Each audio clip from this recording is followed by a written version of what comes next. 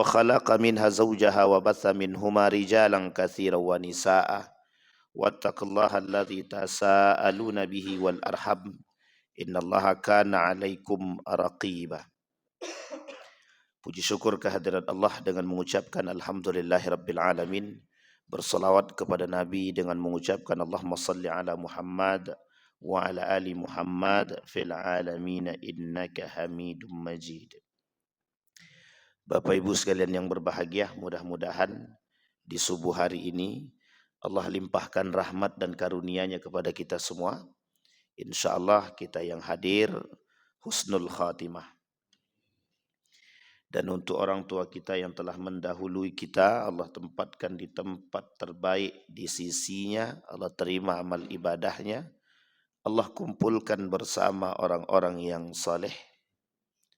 Dan kemudian untuk orang tua kita yang masih hidup, Allah sehatkan, Allah kuatkan, Allah limpahkan rezeki, Allah anugerahkan anak-anak yang saleh dan salihah. Amin ya rabbal alamin.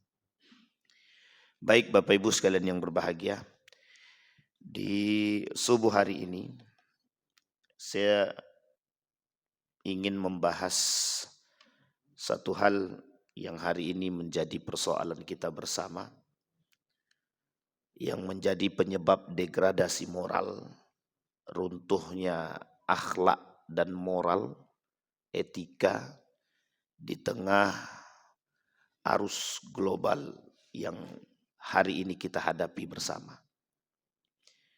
Bapak Ibu sekalian yang berbahagia, berbicara tentang persoalan karakter jahiliyah. Kemarin saya beli buku, bukan beli, dibelikan orang buku, dikasih hadiah waktu di Mekah, Bang. Beberapa hari yang lalu, judulnya penjelasan tentang masailul jahiliyah. Masalah-masalah jahiliyah. Yang masalah jahiliyah itu dulu, tapi sekarang terjadi. Paham maksudnya Bapak Ibu? Jadi maksudnya dulu jahiliyahnya, sekarang lebih jahiliyah daripada jahiliyah dulu. Jadi namanya jahiliyah modern atau jahiliyah gaya baru gitu. Penulisnya ini seorang ulama dari Madinah, Syekh Abdul Razak bin Muhsin Al-Badar. Nah, ini mesti tahu nih. Dihadiahinlah saya ini buku nih. Satu lagi tentang Al-Kabair. Dosa-dosa besar pengarangnya sama. Bercerita saya dengan, ini tidak ada yang live kan? Saya bercerita dengan salah seorang tokoh di Saudi itu. Jadi ketika kami sedang duduk mendengarkan kajian, kan ada di Masjid Nabawi, Masjidil Haram, itu ada halakoh. Ada kajian kayak gini Pak. Setelah selesai maghrib, nanti disambung setelah isya.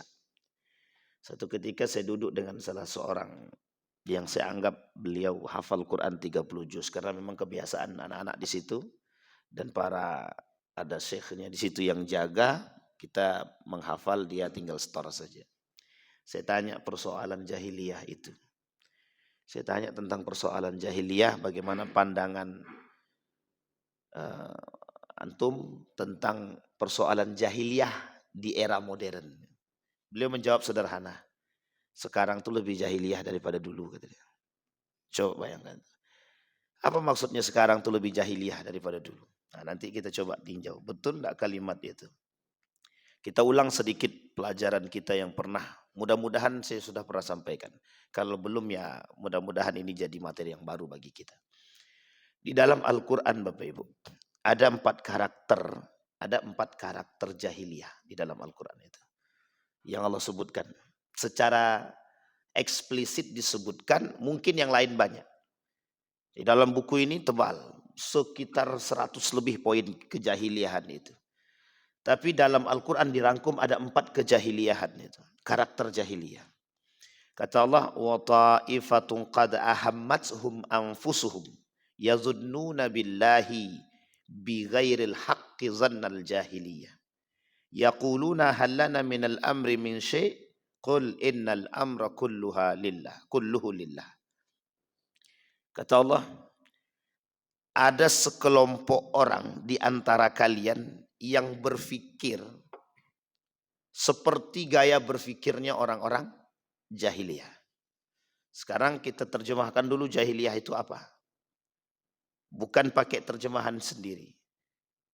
Seorang ulama, kata para ulama, jahiliyah itu adalah pra-kenabian. Jadi sebelum Nabi dibaiat menjadi Nabi, berarti umur 40, di bawah umur 40 Nabi belum dibaiat menjadi Nabi. Berarti di bawah itu, kata para ulama, itu yang disebut dengan pra-jahiliyah. Ini yang disebut dengan masa kejahiliyahan. Jadi 40 ke bawah. Tapi Nabi cerdas pusat pada masa itu. Nabi cerdas. Yang lain tuh cerdas juga Pak. Cerdas. Kita ambil bukti kecerdasannya. Abu Jahal cerdas. Abu Lahab cerdas. Abu Sufyan cerdas. Ibnu Abbas cerdas. Salman Al-Farisi cerdas. Musa Al-Ash'ari cerdas. Siapa yang tidak cerdas? Cerdas semua. Apalagi mereka sebagian daripada sahabat Nabi setelah. Jadi kapan mereka dikatakan sahabat Nabi? Setelah Nabi dibaiat jadi Nabi dan mereka masuk ke dalam Islam, barulah dikatakan sahabatun Nabi. Sahabatu Rasulullah sallallahu alaihi wasallam. Jadi kalau dia hidup di zaman Nabi, tidak masuk Islam dia, ketemu dia dengan Nabi, itu tak sahabat Nabi. Yang dikatakan sahabat Nabi itu hidup di zaman Nabi, masuk ke dalam Islam dan sama-sama dengan Nabi. Uwais Al-Qarni tidak bertemu Nabi, tapi dianggap sahabat Nabi. Hidup sezaman dengan Nabi, Nabi menceritakan tentang Uwais Al-Qarni. Sampai sini paham ya Bapak ya? Ini karakternya. Ini poin yang kita jelasin. Jadi yang disebut dengan jahiliyah itu sebelum kenabian. Itu yang pertama. Yang kedua kata para ulama, yang disebut dengan jahiliyah itu apa? Yang disebut dengan jahiliyah itu ketidakbermoralan. Nah, ini poin jahiliyah nih. Ketidakbermoralan. Tidak bermoral itu bagaimana maksudnya? Pada saat itu orang-orang pada masa jahiliyah itu dia enggak punya begini bahasanya. Kami ini penguasa, you budak tunduk sama kami. Nah, itu bahasa tidak bermoralnya begitu. Tapi pada saat itu, kalau ditinjau dalam tingkat kedermawanan, itu jauh lebih tinggi Pak. Jadi sekalipun mereka tidak berduit, ini orang jahiliyah zaman dulu ya, orang Arab dulu, orang Quraisy dulu. Sekalipun tak berduit, kalau tamu datang, itu mereka akan rela mencari, pokoknya harus bisa melayani tamu sebaik mungkin. Nah, itu bagusnya Pak. Sekarang kira-kira jahiliyah mana? Dulu apa sekarang? Duit banyak, jangankan tamu, semua diusir. Ini contoh ya karakter gitu. Jadi orang jahiliyah, orang Quraisy dulu, itu kalau seandainya tidak ada duit, sekalipun duitnya minim gitu, tapi tamu datang itu akan dimuliakan semulia mungkin. Dan ini adalah tradisi Pak, tradisinya orang jahiliyah. Jadi kedermawanan itu bagian daripada tradisinya orang jahiliyah pada masa dahulu. Kemudian ketidakbermoralan lain itu, mereka kalau minjamkan uang, itu tidak tanggung-tanggung Pak.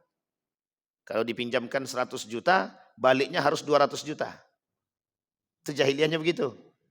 Oh, karena beliau kan ngambil duit saya. Dan harusnya duit saya ini bisa saya pakai. Dan dia kan ngambil keuntungan dari duit saya. Nah, itu logika berpikirnya begitu. Jadi semuanya pakai logika memang. Jadi kalau dibilang tidak pinter bodoh, itu tidak juga gitu. Karena waktu itu secara matematika, tinggi Pak. Jadi pinjam 100 juta, baliknya harus 200 juta. Lo kan dapat untung dari situ. Kalau mau minjam silakan, enggak ya udah gitu. Sebelum Islam datang. Kedermawanan mereka diukur dengan model yang tidak bermoral juga sebenarnya. Emang mereka rajin bersedekah berbagi Pak.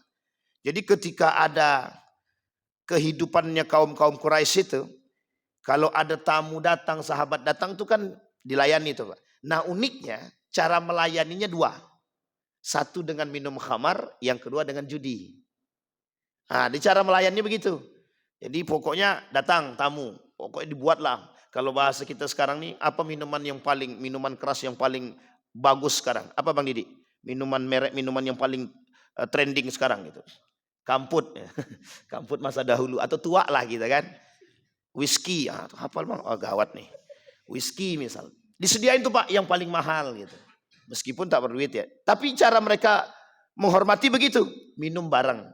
Tapi kan mabuk-mabukan tuh kan gitu.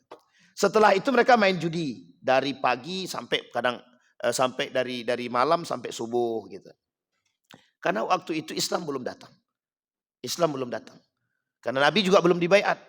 Hanya saja di tengah hiruk pikuk karakter seperti itu, mesti ada juga orang-orang yang punya karakter yang baik. Seperti Nabi Muhammad dijaga, Abdul Muthalib dijaga, Abu Thalib dijaga. Ada lagi namanya Ja'far bin Abi Thalib itu dijaga. Kemudian ada namanya Abbas dijaga. Itu kan paman-paman Nabi. Jadi keluarga Nabi ini sudah terbentuk secara bukan permanen ya, sudah terbentuk secara keturunan, memiliki karakter akhlak yang baik gitu. Moral yang baik. Di antara sekian banyak gitu. Abdul Muthalib itu kenapa dia tidak seperti Abu Jahal dan Abu Lahab? Dia tak punya keangkuhan, dia tak punya kesombongan. Karena Abu Thalib sadar, waktu dia datang ke Mekah, itu sebagai anak angkat. Anak angkat dari paman dia sendiri. Namanya Muthalib. Jadi Muthalib itu paman kandungnya ya Abdul Muthalib. Jadi Abdul Muthalib itu diambil dari nama paman dia sendiri. Bukan dari bapak dia. Karena nama aslinya bukan Abdul Muthalib. Bapak Ibu boleh cek aja, saya lupa. Itu boleh dicek di Google, sudah keluar itu nama-namanya. Nama asli Abdul Muthalib. Itu bukan Abdul Muthalib. Siapa nama kakek Nabi? Abdul Muthalib, betul. Namanya Abdul Muthalib. Abdul Muthalib itu bukan nama asli. Tapi nama yang diberikan oleh penduduk Quraisy kepada Abdul Muthalib ini karena dia dibawa oleh pamannya Muthalib ke Mekah pasca meninggal bapak dia. Sampai sini paham ya Bapak Ibu ya? Jadi meninggal bapaknya dibawa oleh Muthalib ke Mekah. Ketika masuk ke gerbang Mekah, kata penduduk Quraisy, siapa budak yang dibawa oleh Muthalib itu? Itukah budaknya Muthalib? Nah, budak itu dalam bahasa Arab abdun. Maka disebutlah Abdul Muthalib. Sampai sini paham ya Bapak Ibu ya? Nah, ini, jadi Abdul Muthalib itu datang memang dalam keadaan tidak memiliki apa-apa. Karena dia dianggap sebagai budak. Kemudian kata Muthalib, dia bukan budak saya. Dia anak daripada abang saya, kata Abdul Muthalib. Kata Muthalib itu dia anak daripada abang saya. Karena bapak dia sudah meninggal, dia saya bawa ke sini dan saya asuh. Tapi karena konsesi ini sudah melekat, karena nama ini sudah melekat kepada diri Abdul Muthalib, sampailah akhir dia disebut dengan Abdul Muthalib. Karena kelak Muthalib meninggal, yang diangkat menjadi pemimpin Quraisy pada saat itu adalah Abdul Muthalib. Yang dianggap, yang dilihat yang paling amanah, paling jujur dan paling bijaksana. Itu Abdul Muthalib. Nah, jadi karakternya menurun Pak. Abdul Muthalib punya anak, salah satunya Abdullah. Al-Haris mewujud, ada Harisah dan lain sebagainya. Di antara sekian banyak, semua anak-anaknya baik-baik Pak. Semuanya baik-baik. Tapi yang paling berwibawa dua orang. Yang pertama Abdullah, yang kedua siapa Pak? Abu Thalib. Ini punya karakter dan kewibawaan dan kebijaksanaan. Yang lain semuanya kaya semua Pak. Semua kaya, yang paling miskin cuma Abdullah. Karena masih bersandar dengan bapaknya. Singkat cerita Bapak Ibu punya anak namanya Muhammad. Nah Muhammad ini maka disebut Muhammad ibn Abdullah ibn Abdul Muthalib. Nah, karena itu karakter turunan. Jadi baiknya mereka ini itu keturunan Pak. Garis keturunan. Jadi karakter Nabi Muhammad itu waktu itu kok dia tidak sama dengan anak-anak yang lain. Ya karena memang turunan kakeknya Pak. Kakeknya pada masa dia diangkat menjadi pemimpin Quraisy, itu kakeknya penyedia minuman dan makanan untuk orang-orang yang berhaji. Islam belum ada, tapi perintah haji itu sudah ada pada masa Nabi Ibrahim alaihissalam. Jadi haji itu sudah ada sebelum Nabi. Perintah haji itu sudah dari dulu, Pak. Setiap Nabi punya perintah haji itu. Sehingga dari masa Nabi Ibrahim alaihissalam itu sudah ada perintah haji. Maka salah satu perbuatan orang Quraisy itu memuliakan kelompok itu, memuliakan para tamunya Allah itu haji. Itu adalah menyediakan makan dan minum. Nah, salah satunya orang yang menemukan kembali air Zam-Zam yang hilang ratusan tahun, 200 tahun sebelum Abdul Muthalib itu, ya Abdul Muthalib itu. Jadi Abdul Muthalib itu menemukan kembali Zam-Zam. Setelah kabilah Khuza'ah menutup rapat-rapat Zam-Zam tersebut tak jauh daripada Ka'bah itu sendiri. Nah, jadi dulu Pak, Ka'bah itu tak jauh dari Ka'bah itu ada banyak di sekitar Ka'bah itu patung-patung tempat sesembahan. Baik dari kabilah Khuza'ah, Tamim, Badr dan lain sebagainya itu tempat sembah-sembahan. Nah, kebetulan Khuza'ah ini perusak, pengkhianat, perusak, bukan jahiliyah lagi, pokoknya lebih parah daripada jahiliyah lah itu. Nah, kemudian disingkirkan, dikeluarkanlah dari kota Mekah. Kata Khuza'ah ini, kita tidak boleh keluar dengan tangan kosong. Gimana caranya? Diambillah, ditutuplah sumur Zam-Zam tadi, sampailah Abdul Muthalib dari masa Khuza'ah diusir sampai kedatangan Abdul Muthalib menjadi seorang pemimpin, tidak ditemukan yang disebut dengan sumur Zam-Zam. Jadi dalam sejarah sumur Zam-Zam itu pernah hilang. Dari Nabi Ibrahim, panjang ceritanya kan, dari Nabi Ibrahim turun sampai pada masa pada masa Abdul Muthalib, 200 tahun sebelum Abdul Muthalib sudah hilang, baru ditemukan kembali setelah Abdul Muthalib diangkat menjadi pemimpin. Itu pun didapat dari ilham mimpi. Nah, jadi dalam mimpi dia bertemu dengan entah nabi, entah malaikat begitu. Disuruh untuk menggali sumur. Namanya sumur barakah. Sumur barakah, sumur hidayah. Nah, maka digalilah oleh oleh Abdul Muthalib tak jauh dari Ka'bah itu, maka keluarlah yang disebut dengan sumur Zam-Zam. Memang betul sejarahnya pada masa itu, tapi sempat hilang. Nah, kembali kepada karakter tadi. Nah, jadi turunan Pak, Nabi Muhammad ini turunan di antara sekian banyak orang. Di masa itu yang disebut dengan judi biasa. Yang disebut dengan minum khamar itu biasa. Sama halnya seperti Bapak sekarang datang ke Eropa, minuman khamar itu minuman biasa. Jadi minuman-minuman keras itu minuman biasa. Alasannya sederhana Pak. Penghangat badan. Kata mereka untuk menghangat badan. Kalau tak minum itu tak hangat badan. Sama kalau Bapak datang ke mana nih daerah kita nih? Papua. Sama, begitu juga. Jadi menjadi satu kebiasaan dulu waktu itu begitu. Jadi apapun makanannya, minumannya harus minuman-minuman keras. Pada masa itu. Apapun. Sebelum Islam datang. Dan karakter jahiliyah mereka, rusaknya mereka cuma di situ Pak. Cuma di situ. Ya kalau ada perempuan cantik, kalau enggak, pokoknya siapa di antara kami, di antara mereka yang paling kaya, itulah yang paling berhak menikahi perempuan yang cantik tersebut. Nah, itu caranya. Kalau tak mau nikah, itu pandai-pandailah cara merayunya atau cara mereka kalau dia dari seorang budak otomatis anak perempuannya otomatis. Ini misal budak punya istri, budaknya pasti budak juga nih. Dan keduanya punya anak, itu otomatis budak juga. Jadi sampai kapanpun budak ya budak sampai Islam datang. Sampai sini paham Pak ya? Jadi budak selanjut turun, budak terus. Nah, karakter jahiliyah pada saat itu, kalau seandainya mereka tidak minum khamar, tidak meminum minuman khamar ini, itu tidak wow. Nah, sama dengan anak zaman sekarang. Kalau tidak narkoba, tidak yes. Sama Pak, betul Pak.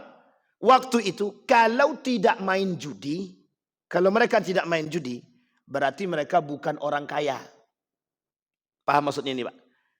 Jadi kalau mereka tidak main judi, berarti mereka bukan orang terhormat. Artinya apa? Kita balik Pak maknanya. Kalau dia main judi, Kalau dia minum khamar, berarti tandanya dia orang kaya, dia orang terhormat. Sampai di sini bisa dipahami. Begitu modelnya Pak. Kalau sekarang, sama Pak. Sekarang tuh begitu. Kalau ndak main judi, ndak yes. Bukan judi apa, tapi judi online. Paham ya? Jadi kalau ndak judi itu ndak oke sekarang gitu. Nah, ini sebenarnya Ustaz mau mengatakan jahiliyah sekarang Ustaz gitu. Bukan, kita cuma mau kasih tahu aja. Ini loh model jahiliyah pada masa dahulu gitu. Nah, Bapak Ibu tinggal lihat kondisi itu. Nah, kembali kepada poin tadi. Kata Allah dalam poin yang pertama, azannal jahiliyah. Orang jahiliyah pada saat itu sebelum Islam datang, mereka berpikir bahwa Tuhan itu tidak ada. Mereka tahu Pak, Tuhan mereka yang mereka sembah itu, patung berhala itu, yang mereka sembah itu tidak punya kuasa. Tahu mereka, tahu. Tapi ketika diajak berpikir lebih sehat, ya mereka katakan, loh patung kami kan nggak bisa ngapa-ngapain. Loh sadar loh Pak, sadar ya, patung kami nggak bisa ngapa-ngapain. Jangankan memberi makan, membantu kami yang susah aja patung kami tak bisa. Cuma kami butuh dia. Tahu maksudnya Pak? Dia tak bisa bantu kami, tapi kami butuh dia. Jadi gimana maksudnya itu? Melogikakannya gimana? Ya memang nggak bisa dilogikakan Pak. Kadang sehat akalnya, kadang tak sehat. Sama dengan manusia sekarang kan begitu itu. Kadang sehat, kadang tidak. Kalau lagi sehatnya datang sama Tuhannya. Kalau lagi tak sehatnya hilang akalnya Pak. Jadi ketika itu Pak, orang datang menyembah itu bukan untuk mengatakan Tuhan itu kuasa, bukan. Simbol kalau kami punya agama. Simbol kalau kami punya Tuhan. Jadi kekuasaan Tuhan, Latta, Uzza, kehebatan Latta dan Uzza itu tak terpandang. Karena memang tidak punya kekuasaan. Hanya saja kami punya gengsi yang harus kami pertahankan dari dulu sampai sekarang. Sampai sini paham ya? Kami punya tradisi yang kami harus pertahankan dari dulu sampai sekarang. Menyembah Latta, Uzza, dan beberapa patung-patung yang lain yang dianggap Tuhan itu adalah bagian daripada menjaga tradisi dahulu. Nah, jadi kalau sekarang ada orang yang menjaga tradisi judi, tradisi khamar, itu sebenarnya jahiliyahnya terlambat. Kenapa kita katakan terlambat? Dia baru jahiliyah sekarang. Itu sudah dahulu. Zamannya modern, gini, logikanya menerima modern, logikanya, akalnya menerima modern, tapi perbuatannya mengikuti jahiliyah. Ya tidak sinkronnya di situ gitu. Akalnya mengikuti perkembangan zaman, tapi perbuatannya kok masih datang ke dukun. Sampai di sini bisa dipahami ya. Kok masih datang ke dukun? Kita ambil contoh. Zaman dulu main bola itu kalau di tarkam itu Pak, antar kampung itu, lomba bola antar kampung, itu biasanya kiper-kipernya itu ada dukunnya di situ. Saya tak katakan pacu jalur ya, tapi saya katakan ini bola. Itu ada dukunnya Pak. Untuk apa? Biar jaga. Pokoknya nanti biar bolanya nggak masuk Pak. Kenapa Ustaz tahu? Saya pernah ikut. Ikut apa? Ikut ngantarkan ke tempat dukun gitu. Nah waktu itu kan nggak tahu, masih kecil. Dan waktu itu saya masih kecil, saya nggak tahu. Maksudnya kenapa sih harus pakai begini? Gitu. Kita masih kelas 6 SD kalau tak salah, apa kelas 1 MTS ya gitu. Jadi kita nggak tahu tuh Pak. Kenapa harus gitu. Jadi tujuannya sederhana. Biar bola tuh nggak masuk ke gawang. Artinya apa? Akal ini menerima modern, tapi perbuatan kita sama dengan orang-orang dahulu gitu, jahiliyah. Maka disebutkan di sini zannal jahiliyah. Karakter yang paling berbahaya dari masyarakat jahiliyah pada saat itu adalah mereka berpikir bahwa Allah itu tidak maha kuasa. Tuhan itu tidak kuasa. Tapi Abdul Muthalib sangat mengerti dan percaya dengan Tuhan. Maka sebenarnya begini. Abdul Muthalib itu mengetahui akan kekuasaan Allah. Di mana dia tahu? Ketika persoalan Ka'bah. Ka'bah ingin dihancurkan oleh Raja Habasyah, kata Abdul Muthalib, silahkan hancurkan, aku tak urus. Yang ngurus Ka'bah itu sudah ada. Siapa yang ngurus? Yang punya. Siapa yang punya? Azza wa Jalla. Itu Abdul Muthalib, perkataan Abdul Muthalib kepada Raja Habasyah. Sampai Raja Habasa geleng-geleng. Ini orang nggak mikirin yang lain kok malah cuma datang ke sini minta kambing-kambingnya gitu. Jadi tolong kembalikan kambing-kambing saya, kata Abdul Muthalib. Setelahnya yang lain terserah. Mau kau hancurkan Ka'bah silahkan, mau kau apakan silahkan. Sampai Abdul Muthalib ke depan Ka'bah, kata Abdul Muthalib, kalian penduduk Mekah minggir. Orang-orang itu mau menghancurkan Ka'bah. Ini dalam sejarahnya begitu. Orang-orang itu mau menghancurkan Ka'bah. Biarkan aja mereka menghancurkan Ka'bah. Itu urusan Tuhan gitu. Yang punya, urusan yang punya. Itu Pak mengapa Abdul Muthalib tahu bahwa Ka'bah itu bukan punya diri dia. Kami cuma disuruh untuk menjaga. Tapi yang lain tak begitu Pak. Yang lain tidak begitu. Yang lain paham bahwa cara berpikir mereka itu memang jahiliyah. Ya ada Tuhan. Mereka beranggapan ada kekuatan-kekuatan gaib yang mereka terima. Dan itu bukan dari patung mereka. Kembali kepada poin tadi. Dhannal jahiliyah. Dan itu tidak dibenarkan dalam Islam. Nah setelah Islam datang, Nabi Muhammad membawa risalah ini. Risalah inilah yang kemudian ditolak secara mentah-mentah oleh orang kafir Quraisy. Alasan penolakannya sederhana, gengsi. Yang kedua, tidak mau budaya mereka, tradisi mereka ini terhapuskan oleh datangnya agama yang baru yang oleh mereka sadar kebenaran agama ini tapi mereka tolak. Nah, ini poinnya Pak, poinnya. Orang zaman dulu kedatangan Nabi Muhammad itu sadar. Sadar dengan kedatangan risalah Islam. Sadar akan kebenaran Islam. Itu sadar. Sadar Pak. Abu Jahal tahu, Abu Lahab tahu, Abu Sufyan tahu. Semua pemuka Quraisy itu tahu kebenaran Islam. Tapi mengapa mereka tidak mau memeluk kebenaran itu? Alasannya sederhana. Satu, tidak mau meninggalkan tradisi nenek moyang. Yang kedua, gengsi. Yang ketiga, ada.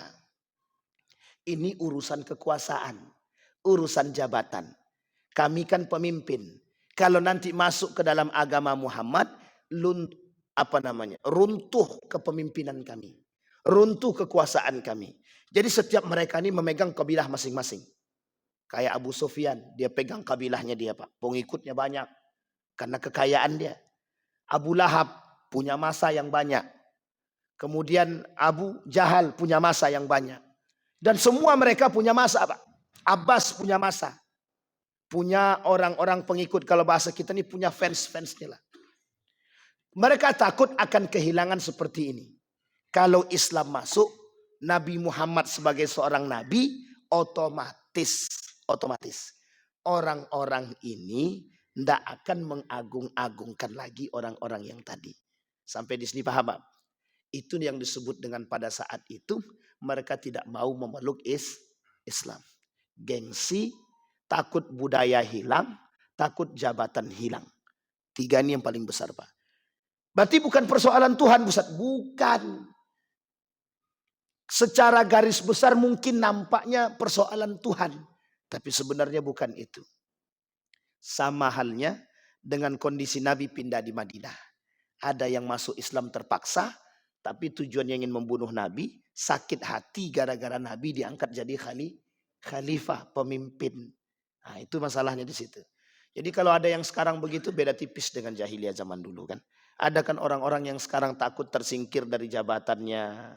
Ada orang-orang sekarang yang tak percaya dengan Allah.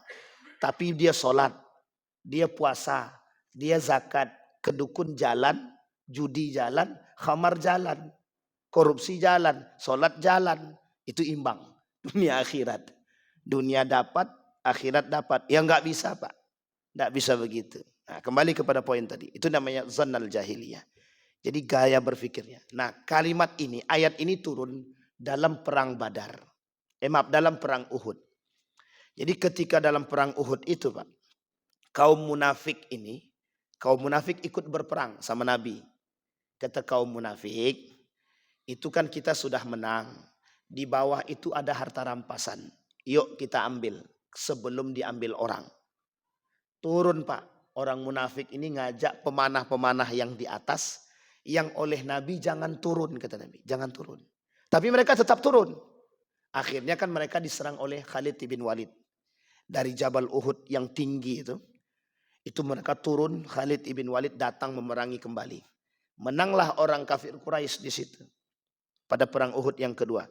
Jadi perang Uhud yang pertama menang mereka. Mundur nih rombongan Khalid ibn Walid. Waktu itu Khalid ibn Walid belum masuk Islam. Mundur Khalid ibn Walid. Orang munafik yang ikut berperang menghasut.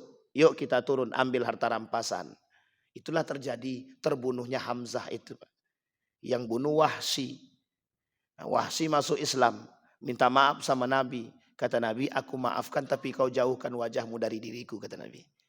Nabi bilang sama Wahsy, aku maafkan dirimu tapi jangan kau jauhkan wajahmu dari diriku, kata. Nabi masih sakit hati sebenarnya. Tapi Nabi kok sakit hati, Ustaz? Manusia, Pak. Innama ana basyarum mithlukum. Tapi diobati. Tapi Nabi sudah maafkan. Bukan berarti Nabi tak mau bertemu ya, tapi Nabi sudah maafkan. Kembali kepada poin tadi. Nah, ini poinnya, Pak. Kata ketika dalam perang itu kan kalah nih. Yang perang Uhud kedua kalah. Apa kata orang-orang munafik tadi? Kata Muhammad kita pasti menang. Kata Muhammad kita dibantu. Kata Muhammad Allah akan turunkan bantuan untuk kita. Lah kok kita kalah? Paham sampai di sini, Pak? Sehingga kata mereka, ini gaya berpikirnya.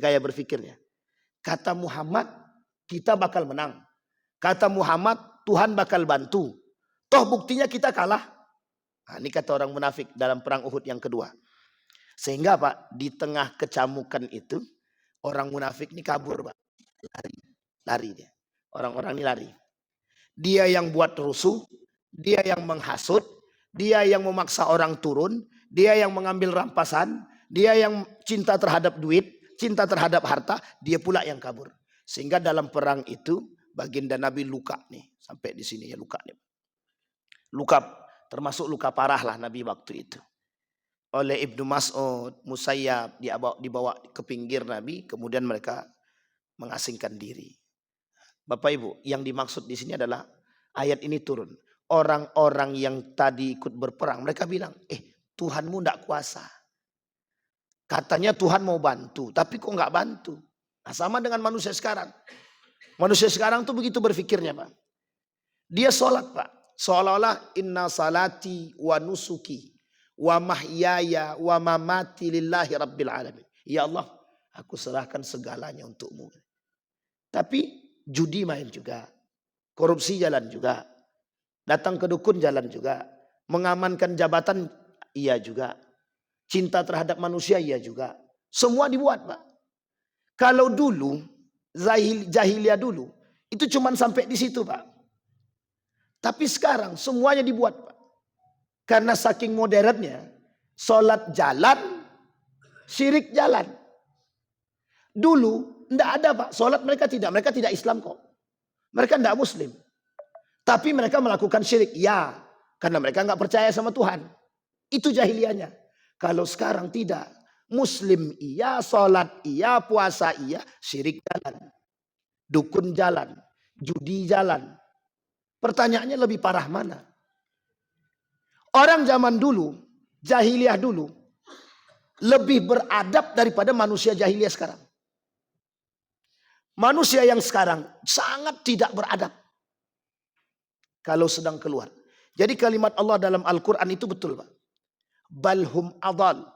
Manusia kalau tidak punya iman, dia tidak beradab, Pak. Lebih parah daripada binatang. Coba bayangkan. Sholat dia, Muslim dia, menganiaya orang dia. Sholat dia, Muslim dia, mengkapling laut dia.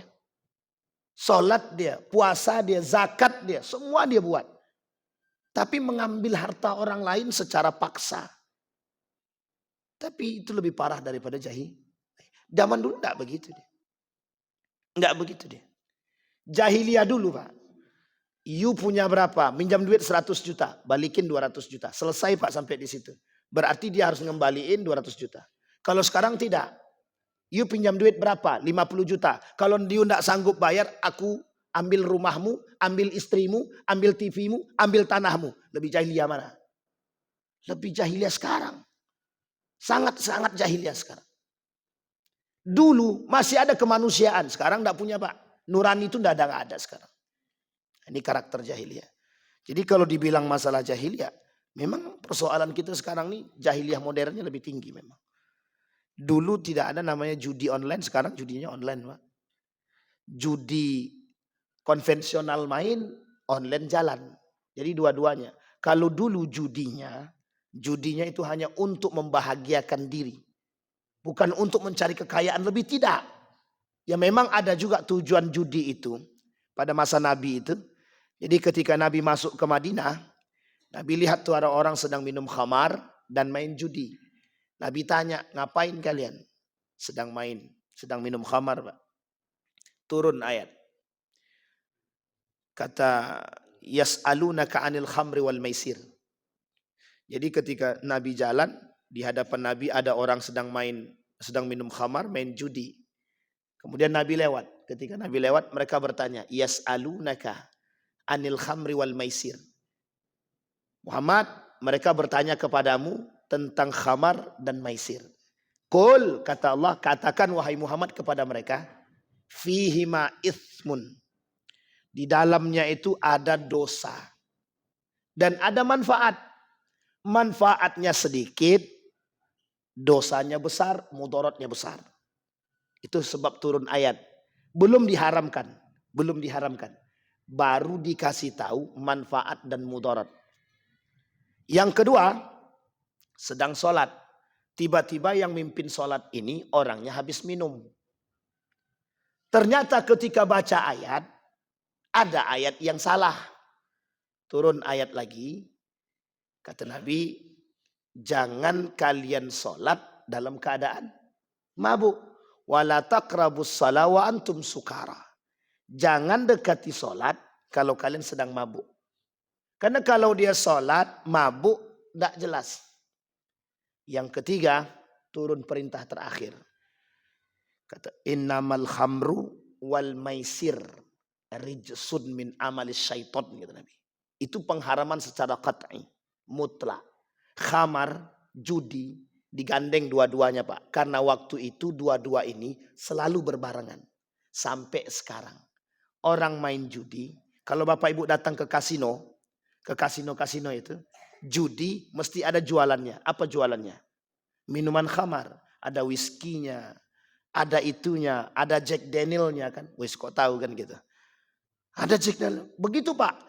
Main domino jalan, jualan khamarnya jalan. Karena bergandengan. Waktu itu judi dan khamar itu gandeng. Sebagai satu tradisi bagi mereka. Sampai hari ini. Kalau Bapak Ibu masuk ke bar-bar itu, judinya jalan. Kalau Bapak Ibu main apa namanya ini? Biliar itu. Sama biasanya kalau biliarnya yang ada barnya. Itu mesti jualannya juga khamar itu. Ada khamarnya. Ada minuman-minuman kerasnya gitu. Nah, jadi tradisinya sama gitu. Dari dulu sampai sekarang 1400 tahun yang lalu. Kata Nabi, rijsun min amal syaitan. Fajtanibuhu. Kata para ulama Al-Quran mentafsirkan kalimat fajtanibuhu. Kalimat fajtanibuhu diartikan wajib menjauhinya. Perintah meninggalkan itu menjadi wajib. Maka hukumnya secara qat'i. Mau sedikit Bapak Ibu minum, mau banyak Bapak Ibu minum, tetap aja haram. Misal, Ustaz kami minum khamar cuma sedikit setetes, enggak mabuk dong Ustaz, haram. Ustaz, kami main judi cuma jongkok-jongkok aja nya Ustaz, haram. Nah ini bentar lagi nih Pak. Sekarang, bukan bentar lagi, sekarang nih berarti. Hari Sabtu, Jumat, Sabtu, Ahad. Ahad 17 Agustus. Nah, ini yang kita khawatirkan jangan sampai refleksi kemerdekaan itu dihiasi dengan perjudian. Kok bisa Ustaz katakan begitu? Nah, ini kita kasih tahu sedikit. Bapak Ibu, di dalam Islam itu ada yang disebut dengan at-tafrih, al-la'bu, hiburan, permainan. Itu dibenarkan dalam Islam. Boleh Pak, boleh. Cuma permainan itu apapun permainannya, ada yang dibenarkan, ada yang tidak dibenarkan. Permainan-permainan, semua permainan apapun itu bisa diharamkan jika ada unsur perjudiannya. Misal. Bapak Ibu buat lomba baca Quran. dalam masjid. Setiap orang datang bayar. Daftarnya bayar 50.000. Pesertanya ada 20. 50 kali 20 berapa? 1 juta bang. Ngitung itu pun susah. Sama saya jadi mikir juga bang. 50 kali 20 berarti 500. Kali 2 lah. 5 kali 2 kan 1 juta. Kalau 1 juta ini Bapak jadikan hadiah, maka jadilah lomba baca Quran tapi judi. Sampai sini paham ya? Bisa dipahami belum Bapak Ibu? Saya ulangi sekali lagi. Misal, ini lomba baca Quran. Atau lomba solawat lah. Kalau baca Quran terlalu ekstrim Ustaz. Ya oke lah, solawat lah, agak turun sedikit lah. Lomba baca Quran di masjid. Setiap peserta bayar 100.000. Ada 20 peserta. Berarti 2 juta duit pendaftarannya kan. Dibelikanlah ke hadiah. Duit 2 juta ini jadikan hadiah. Yang menang dapat duit 2 juta. Paham sampai di sini? Ini jatuhnya judi. Judi. Disepakati oleh para ulama model seperti ini haram dan ini judi. Kenapa begitu kok bisa judi Ustaz? Karena mereka memperebutkan duit yang sudah mereka masukkan. Saya daftar 100.000. Berarti kan saya harus dapat duit saya balik. Jadi yang saya dapat berapa? 1.900.000. 1.900.000. Jadi saya masukkan duit 100.000 untuk mendapatkan yang 1.900.000 tadi. Spekulasi. Ya kalau menang dapat, kalau tak menang ya habis. Bahasa lainnya sedang bertaruh. Sampai di sini paham? Nah, sekarang kita masukkan kepada 17 Agustusan. Kalau modelnya seperti ini tradisi 17 Agustusan. Yang kita buat dalam setiap perlombaan. Maka semua perlombaan yang kita buat dengan model seperti ini. Sedang kita hiasi dengan perjudian. Hukumnya haram. 1. Sampai di sini bisa dipahami Pak. Ada yang buat begini Pak? Kalau ada yang buat begini. Cepat sadar, tarik duitnya, ganti dengan duit, cari donatur. Pak, kami butuh duit. Tolong jadi donatur kami untuk lomba makan kerupuk. Juara 1-nya 2 juta, juara 2-nya 1 juta. Saya kira banyak yang mau ikut tuh kalau segitu hadiahnya kan. Kalau itu boleh, boleh Pak, tak ada masalah.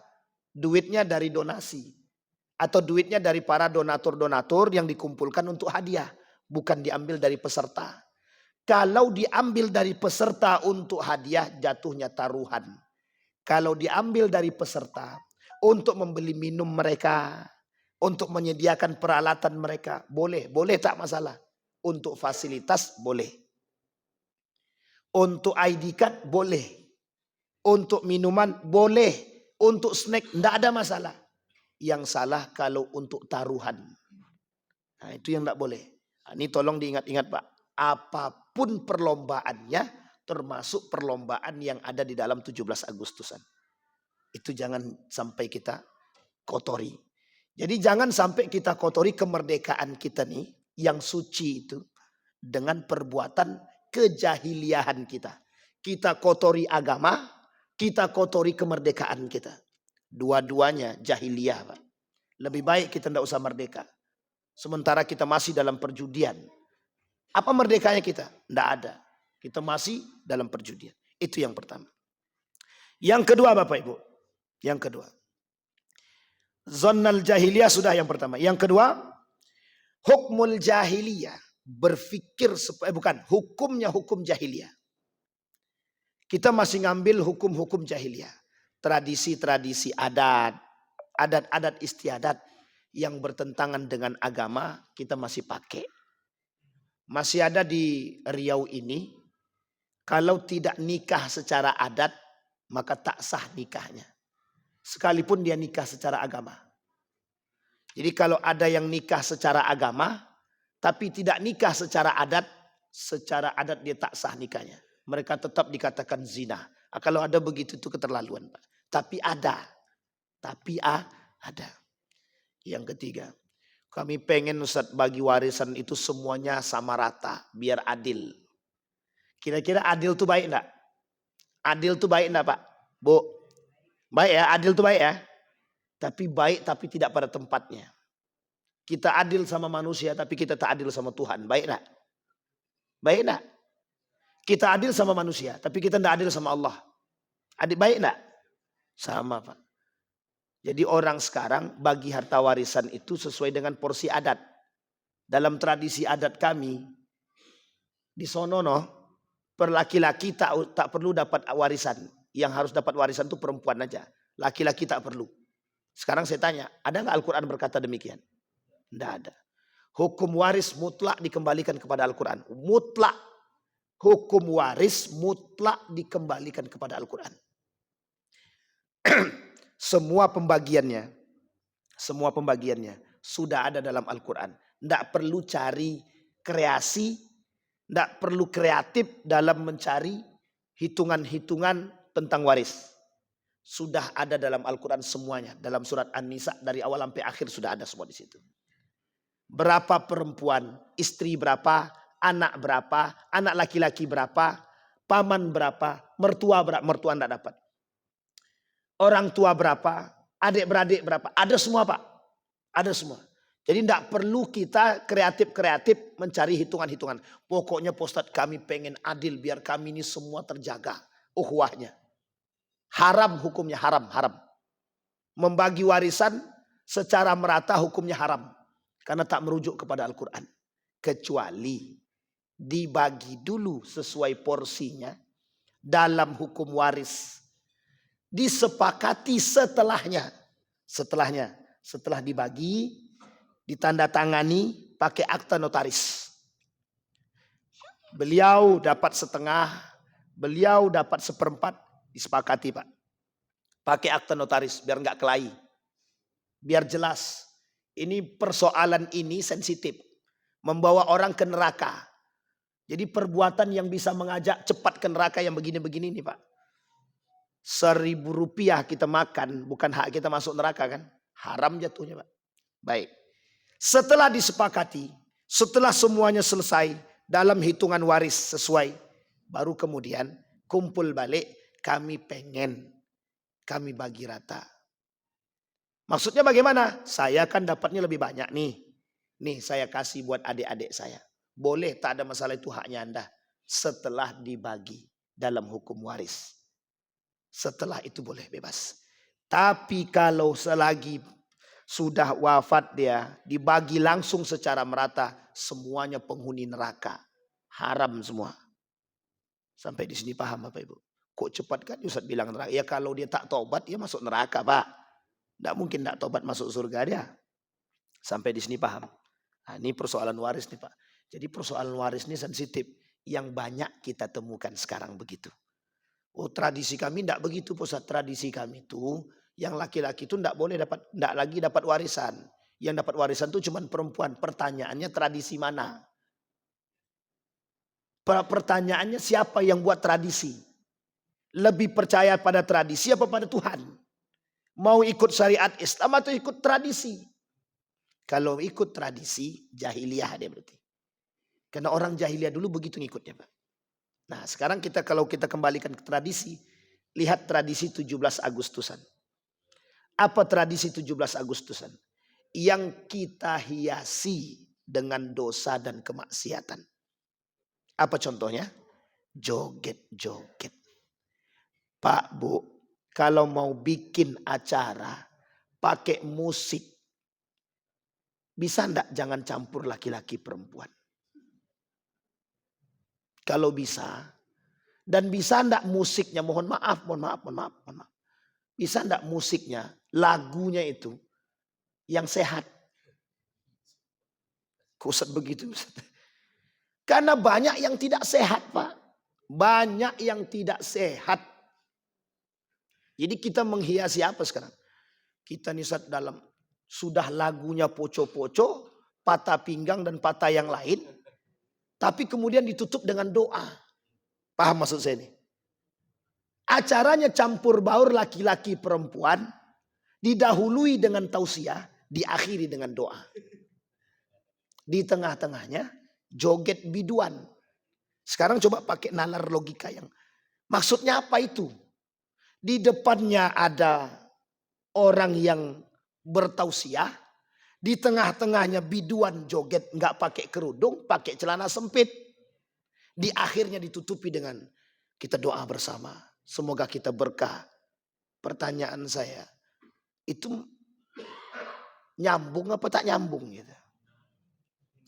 Apa? Penghinaan. Kalau bahasa pencampuran, mencampur adukkan agama dengan hal-hal seperti itu. Mohon maaf Pak, tradisi itu kalau dibiarkan, ingat kalimat ini Pak ya, kalau dibiarkan. Ini gara-gara zaman dulu dibiarkan, akhirnya sampai sekarang. Sampai sekarang ada musiknya, ada jogetnya. Uniknya lagi, ada gaya baru tradisinya sekarang. Joget balon, joget kursi. Lomba-lombalah ingin duduk di kursi di situ.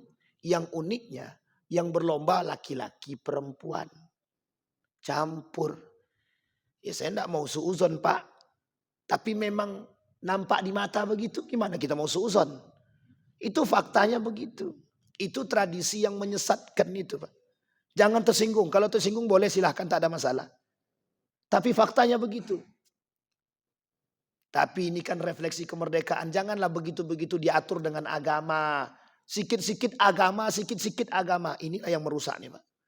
Nah yang gaya-gaya begini yang merusak. Sama yang tadi, yang dikatakan oleh kaum munafik tadi. Katanya Tuhan ada, mau bantu kita. Mana buktinya? Nah sekarang dibaliknya Pak. Masa yang kayak gini ada Tuhan. Yang kayak gini-gini ada Tuhan. Sampai di sini paham maksud saya Bapak Ibu. Udahlah singkirkan, ini tak urusan, ini kan urusan hiburan. Dalam hiburan nggak perlu ada Tuhan, nggak perlu ada agama. Orang cuma sekedar bersentuhan biasa aja kok. Masalahnya sentuhan biasa itu Pak. Dari sentuhan biasa jadi luar biasa. Kontak ya dek, kontak ya. Laki orang Pak, bini orang Pak. Gara-gara joget balon tuh Pak. Bisa suka dengan laki-laki orang. Kan masalah tuh. Sampai di sini bisa dipahami Pak. Sederhana. Lomba kita cuma makan kerupuk. Tapi kita seret anak-anak kita ke dalam neraka. Hanya gara-gara mempertaruhkan uang 100.000. Jadi mohon maaf. Tradisi-tradisi seperti ini harus kita perbaiki. Kemudian malam harinya, refleksi kemerdekaannya, malam harinya pakai musik, organ tunggal. Sampai jam 1, jam 2. Di belakangnya ada minuman khamar, ada narkobanya. Di depannya ada biduannya. Nggak ada doanya lagi. Nah, itu masih mending lah. Nggak ada tausiahnya. Aku kan oke-oke juga lah. Tapi pembukaannya baca Quran. Ya sama aja Pak. Ya, maksud saya adalah tradisi seperti ini. Itu telah mendarah daging. Yang setiap tahun Bapak Ibu lihat itu. Saya ambil contoh. Saya pernah mengatakan joget bagi perempuan itu.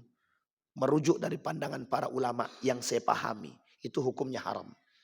Perempuan yang berjoget di hadapan laki-laki yang lain. Yang bukan muhrimnya. Itu bagi kami. Merujuk kepada pemahaman guru kami. Haram. Jadi Pak ada satu masjid. Di Pekanbaru ini. Ketika saya bilang begitu. Pas 17 Agustusan. Joget-joget mereka. Joget-joget mereka buat video. Dikirimnya ke saya. Nih kami sedang joget. Katanya. Mana haramnya itu? Coba bayangkan. Ya terserah. Mau enggak mau itu urusan dia. Enggak urusan kita. Kita sudah sampaikan. Akhirnya saya diblokir. Pak. Enggak boleh lagi ngisi di masjid itu. Alhamdulillah. Saya bilang. Lebih baik tidak mengisi daripada kita sakit hati. Capek-capek kita ngomong tapi enggak ada gunanya. Sampai di sini bisa dipahami Bapak Ibu. Ini tradisi. Itu yang kedua. Nah, ini kalau kita panjangkan lagi. Masih ada 2 lagi. Kalau mau dikaji lagi. Selesai Pak. Ini jahiliyah. Begitulah masa jahiliyah pada saat itu yang hari ini generasi jahiliyah itu terus berkembang. Jadi masa jahiliyah ini terus berkembang. Jangan sampai kita menodai perjuangan para ulama-ulama kita. Nabi membawa Islam dengan baik. Kita datang mencampur adukkan dia. Orang zaman dulu kafir. Itu agamanya tahu. Besok engkau sembah agamaku. Dan hari ini aku sembah Tuhan kalian. Kata Nabi, Kita beda. Agamamu, agamamu, agamaku. Agamaku. Sekarang tidak. Yuk sama-sama. Lebih parahnya lagi dicampur. Lebih parahnya lagi dicampur. Apa maksudnya? Minum khamar iya, mabuk iya, narkoba iya, sholat jalan. Doa oke. Solawatan oke. Dalam solawatan pun ada tradisi joget-joget biduan pakai pakaian sempit. Na'udzubillah. Thumma na'udzubillah. Sampai di sini bisa dipahami Bapak Ibu. Yang ingin kita ambil kesimpulan. Tadi ada 4 karakter jahiliyah. 2 yang sudah saya sampaikan. Hukum zannal jahiliyah. Berpikir gaya jahiliyah dan hukum-hukum jahiliyah. Maksudnya apa? Kita sama-sama memperbaiki tradisi-tradisi yang sudah ada, yang menyeleweng dan menyimpang, yang sadar dan tahu, perbaiki. Tinggalkan. Udah nggak saatnya Pak kita begitu. Kita ini di akhir zaman. Kalau di akhir zaman tuh cari selamat aja Pak. Cari aja selamat. Jangan cari yang lain. Jangan cari murkanya Allah. Cari selamat. Kita ini pengen cari selamat. Maka jangan sampai hal-hal kecil kita hiasi dengan perjudian yang mungkin kita tak tahu. Sekarang Bapak Ibu sudah tahu. Permainan apapun yang kita buat, kalau ada unsur taruhannya, jatuhnya judi. Bisa dipahami Bapak Ibu? Ada pertanyaan? Gak ada, alhamdulillah. Gak ada pertanyaan kan Bapak Ibu? Mesti tidak ada. Apalagi dah jam segini nih Ustaz. Oke lah. Baik Bapak Ibu sekalian yang berbahagia, kita berdoa kepada Allah. Mudah-mudahan apa yang kita sampaikan di subuh hari ini ada baiknya, ada berkahnya, bisa menambah pengetahuan kita untuk bisa tetap istiqamah dalam kebaikan, terus menjaga diri agar tidak terjerumus dalam kesalahan-kesalahan yang sedikit yang berakibat fatal dan merusak amal ibadah kita. A'udzubillahi minasyaitonirrajim. Bismillahirrahmanirrahim. Hamdan syakirin, hamdan na'imin, hamdan yuafi ni'amahu wa yukafi'u mazidah ya Rabbana. Lakal hamdu kama yanbaghi li jalali wajhikal karim wa azim sultanik. Allahumma ighfir lana dhunubana wa dhunuba walidina warhamhuma kama rabbayana shighara. Allahumma a'inna ala dzikrika wa syukrika wa husna ibadatik. Allahumma khtimna bis salihin. Rabbana hab lana minas salihin. Rabbana hab lana min azwajina wa dhurriyyatina qurrata a'yun waj'alna lil muttaqina imama. Allahumma ighfir lana dhunubana wa kaffir 'anna sayyi'atina wa tawaffana ma'al abrar. Allahumma faqihna fid din wa 'allimna ta'wil. Allahumma faqihna fid din wa 'allimna ta'wil. Allahumma ighfir lana dhunubana. Allahumma ighfir lahum warhamhum wa'afihim wa'fu 'anhum. Wa akrim nuzulahum wa wasi' madkhalahum waj'alil jannata mathwahum. Rabbana atina fid dunya hasanah wa fil akhirati hasanah wa qina azabannar. Walhamdulillah rabbil alamin. Assalamualaikum warahmatullahi wabarakatuh.